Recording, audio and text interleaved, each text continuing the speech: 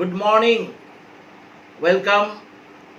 आज के सेशन में मैं doctor Shrikant Majumdar, assistant professor, Jawaharlal Nehru college, Chakradharpur. बच्चे, मेरे प्यारे बच्चे, इसके पहले हमने आपको 5th सेमेस्टर में फाइनेंशियल मैनेजमेंट, ETP 2 सब्जेक्ट को पढ़ाया। आज मैं फिर फाइनेंशियल मैनेजमेंट में आ गया हूँ, 2nd चैप्टर लेकर, कॉस्ट ऑफ कैपिटल। काफ़ी इम्पोर्टेंट है, क्वेश्चन रहता ही है। कॉस्ट ऑफ कैपिटल ये ऑनर्स का है, कोड डिसिप्लिन 12C 12। या देखिएगा, कॉस्ट ऑफ कैपिटल, विनियोगकर्ता अपनी जमा पैसा व्यापार में या संस्था में पूंजी के रूप में देते हैं। तो वो क्या आशा करते हैं कि उनकी ये धन सुरक्षित तो रहे ही, साथ साथ उससे कुछ आय प्राप्त हो। ये आय कौन प्रदान करेगा? कंपनी, जो पूंजी लिया है दूसरे। तो उस कंपनी को भी सदा ये चिंता बनी रहती है कि लिए हुए पूंजी सुरक्षित तो रखे, साथ में इतना रिटर्न प्राप्त करे कि वो शेयर होल्डर या विनियोगकर्ता को पैसा रिटर्न कर सके। अब यही कितनी प्रत्यय की दर रखना होगा जिससे उसके खर्चा भी पूरा हो जाए और रिटर्न भी कर सके विनियोगकर्ता को। इसी को निकालना कॉस्ट ऑफ कैपिटल कहते हैं। इसे कॉस्ट ऑफ कैपिटल कहा जाता है। यानी विनियोगकर्ता को वापस करने के लिए जो प्रत्यय की दर की जरूरत है, वो दर निकालना कॉस्ट ऑफ कैपिटल है। समझे? प्रोफेसर सलमन एजरा ने कहा है, cost of capital is the minimum required rate of earning और the cut off rate of capital expenditure. यानी पूंजी की जो खर्च होगी उसको निकालने का मिनिमम रेट है, that is the cost of capital. Milton H. Spencer भी इसी कहा, cost of capital is the rate, I minimum rate of return which a firm requires as a condition for undertaking an investment. यानी जो investment प्राप्त किया उस पर minimum return कितना करेगा, उस दर को निकालना कॉस्ट ऑफ कैपिटल कहते हैं। Importance of the cost of capital as follows. Cost of capital is a basic input in formulation in capital expenditure decisions. Second, the cost of capital also plays an important role in design the balanced and appropriate capital expenditure. ये दो के चलते cost of capital काफ़ी महत्वपूर्ण है। Determination of a specific cost, पूंजी प्राप्त करने के अनेक तरीके हैं। इन तरीकों को ही आज हमको आपको वर्णन करना है। जैसे डेट कैपिटल, डिवेंचर, लोन प्राप्त करना पूंजी के रूप में, प्रेफरेंस शेयर कैपिटल प्राप्त करना पूंजी के रूप में, इक्विटी शेयर कैपिटल इशू करना पूंजी के रूप में, रिटेन अर्निंग्स, ये भी कॉस्ट ऑफ कैपिटल में काम किया जाता है, यानी कॉस्ट ऑफ रिटेन अर्निंग्स। ये 4 आज मैं आपको व्याख्या करूंगा। तो सबसे पहले आज मैं व्याख्या कर रहा हूँ cost of debt capital. Cost of debt capital, ऋण। एक कंपनी विनियोगकर्ता से डिवेंचर के रूप में धन प्राप्त करते हैं। डिवेंचर के रूप में धन प्राप्त करते हैं। डिवेंचर शेयर कैपिटल नहीं है, पूंजी नहीं है, लेकिन ये it is a loan capital. ये लोन कैपिटल है, इसलिए इसको डेट के रूप में जाना जाता है। One of the important process raise the capital of the company to issue a debts or debenture. This issue may be involve lot of flotation charge expenses such as printing, advertisement, brokerage. According to nature of debenture, may be debenture 2 प्रकार की हो सकती है, perpetual और एक redeemable. Perpetual यानी perpetual डेब्ट जो कि एक निश्चित समय के बाद पैसा वापस नहीं होती है, यानी जीवन काल में कभी भी, कंपनी के जीवन काल में कभी भी डिवेंचर के पैसा वापस नहीं होगी। यानी कंपनी जब समाप्त हो जाएगा, लिक्विडेशन में चल जाएगा, हो सकता है कि तभी डिवेंचर के पैसा वापस हो, यानी जीवन काल तक अगर पैसा वापस नहीं होती है, इस प्रकार के डिवेंचर को हम लोग कहते हैं परपेचुअल डेप्ट। और दूसरा है आपको रिडीमेबल डेप्ट। आइए पहले परपेचुअल डेप्ट के बारे में समझा देते हैं। मैंने आपको समझाया कि वो पैसा जो उसके जीवन काल तक कभी भी वापस नहीं होती है। इसमें जो कॉस्ट ऑफ कैपिटल निकालते हैं, रेट निकालते हैं, उसकी फॉर्मूला देखिए। ये दो प्रकार, एक बिफोर टैक्स, एक after tax. CDBT, cost of डेप्ट before tax, IP into 100/NP। IP means interest payable, कितना ब्याज दिया जा रहा है पर डिवेंचर पर। NP net profits. Net profit को कैसे कैलकुलेशन किया जाता है जरा यहाँ देखिएगा।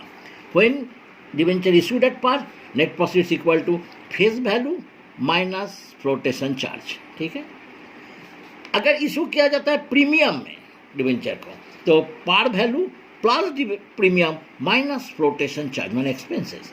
अगर डिस्काउंट में इशू किया जाता है तो देखिएगा par value minus discount minus expenses. ये काफ़ी महत्वपूर्ण है। NP अगर आप निकाल सके तो सोचिए कि आप कॉस्ट ऑफ कैपिटल निकाल लिया। आप देखिए ये आफ्टर टैक्स इसकी फॉर्मूला CDAT, कॉस्ट ऑफ डेप्ट after tax, CDBT into 1 - T माने टैक्स रेट। तो ये आप समझ गए, वेरी वेरी सिंपल फॉर्मूला किसका, परपेचुअल, यानी जिसकी डिवेंचर का पैसा निश्चित समय के बाद वापस नहीं होती है, उसे हम लोग परपेचुअल। आइए एक मैथ आज मैं आपको देकर समझाता हूँ और आपको क्लियर होगी। ये क्वेश्चन नंबर 2 SP गुप्ता के बुक से, question number 2 page number 141।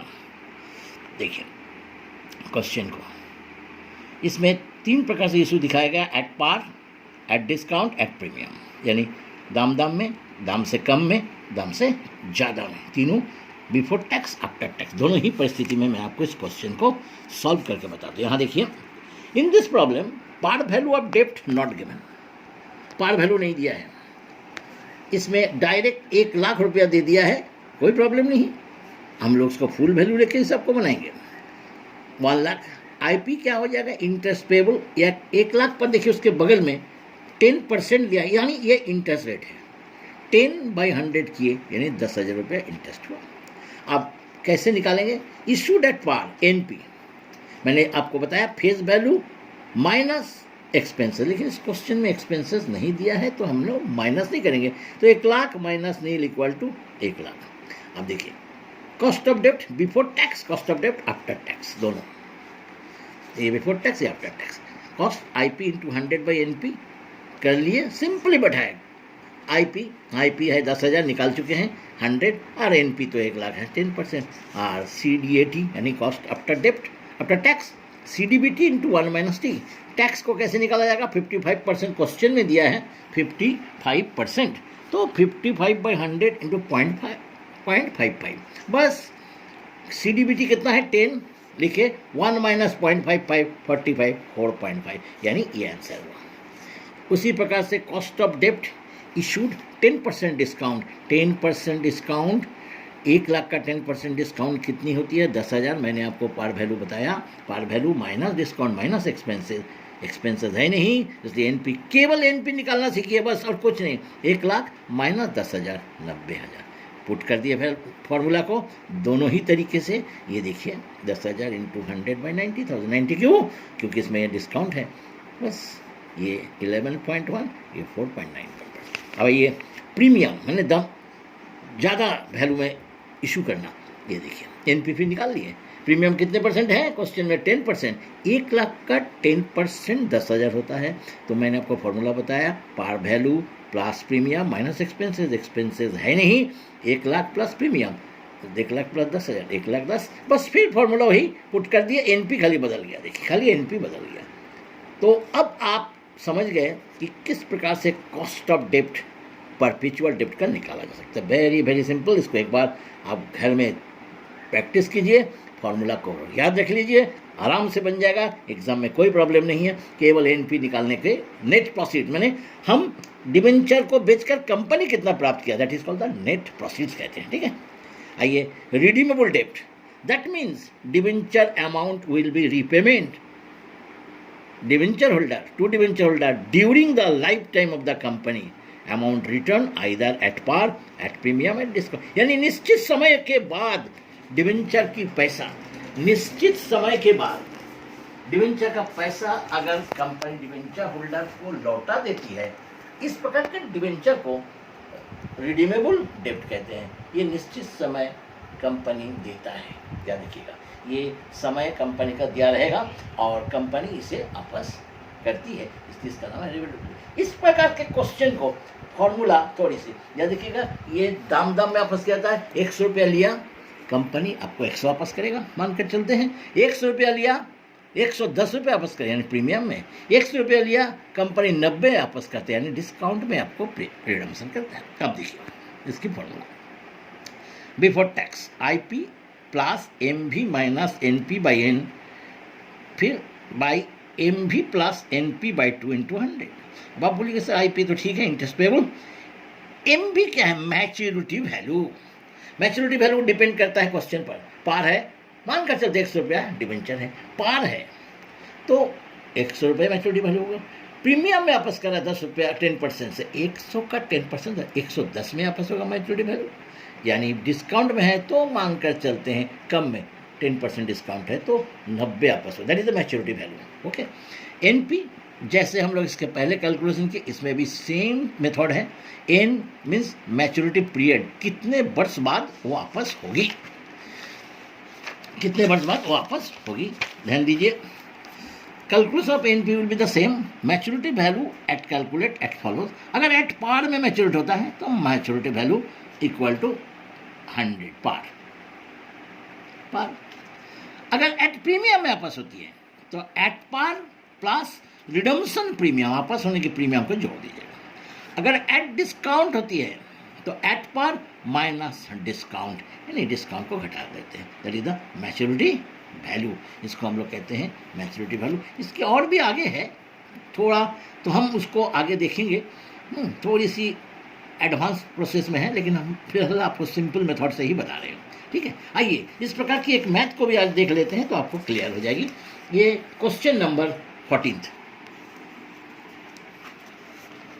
Question number 14 SP Gupta.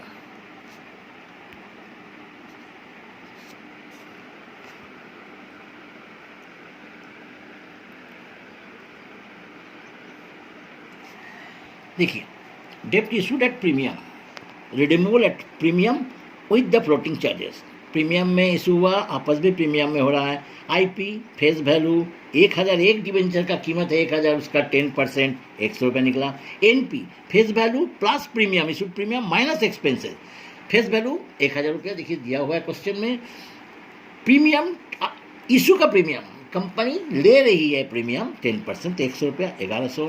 Flotation charge, खर्चा देखिए दे दिया है, कितना सुंदर खर्चा है वो दे दिया आपको। Expenses, under writing commission 2%, brokerage 0.5%, other expenses 2% किस पर? पार वैल्यू पर। अंडर 1000 पर 2% 20 रुपया, ब्रोकरेज 0.5%, 1000, एक की कीमत 1000 है ना, इसलिए उस 1000 पर निकाल लिए 5 रुपया। और अदर एक्सपेंसेस टोटल होल है 7500 रुपया। तो कितना है डिवेंचर? 20000, 20000 डिवेंचर से उसको डिवाइड कर दिया, यानी 0.375 हो गया। टोटल खर्चा कितना हुआ? 25 रुपया, उसको माइनस कर दिए, माइनस होता है एक्सपेंसेस किए, तो हमको नेट प्रॉफिट कितना हुआ? 1074625। अब आइए MV maturity value, par value, redemption premium, आपस किस में हो रही है? क्वेश्चन देखिएगा, आपस हो रही है 6% प्रीमियम से। कितना? 6%। तो 1000 का 6% कितना होता है? 60 रुपया, यानी मैच्योरिटी वैल्यू 1060। बस उसके बाद फॉर्मूला कॉस्ट ऑफ डेब्ट बिफोर टैक्स, ये फॉर्मूला मैंने आपको बताया था, पुट कर दिए MV सबको, ये देखिए हो गया। माइनस में आया, माइनस साइन को ध्यान में रखिएगा, माइनस साइन को ध्यान में रखिएगा। इसको इससे डिवाइड किए, देखिए 5 से 5 कहाँ से आया? 5 ईयर्स दे दिया है, और 2 तो एवरेज है, निकाल कर इसको हम लोग डिवाइड किए, तो सिंपल कैलकुलेशन है, ये कैलकुलेशन आप लोग कर लीजिएगा। 9.095%, देखिए 9.095% बिफोर टैक्स और आफ्टर टैक्स का वही फॉर्मूला CDBT 1 माइनस T कर दिए, टैक्स है 40% 0.4, यानी 5.457 आफ्टर टैक्स। ये क्वेश्चन की विशेषता है, जो आफ्टर यानी परपेचुअल और रिडीमेबल। तो परपेचुअल एंड रिडीमेबल दोनों मेथड आपको मैंने आज बता दिया। कॉस्ट ऑफ कैपिटल, आपकी क्वेश्चन काफ़ी सिंपल आता है, इसको अच्छा से ध्यान से देखिए, फॉर्मूला को याद रखिएगा। विशेषकर एनपी अगर आप निकाल सके तो मान लीजिए कि आप जीत लिए कॉस्ट ऑफ कैपिटल। यानी कॉस्ट ऑफ कैपिटल आपके लिए बहुत ईजी हो जाएगा अगर आप फॉर्मूला को ध्यान दिए और नेट प्रॉफिट्स को समझ गए। Okay, thank you. आज इतना ही तक, फिर हम नेक्स्ट वीडियो लेके आएंगे कॉस्ट ऑफ कैपिटल का। तब तक के लिए घर में रहिए, सावधान रहिए, नमस्कार।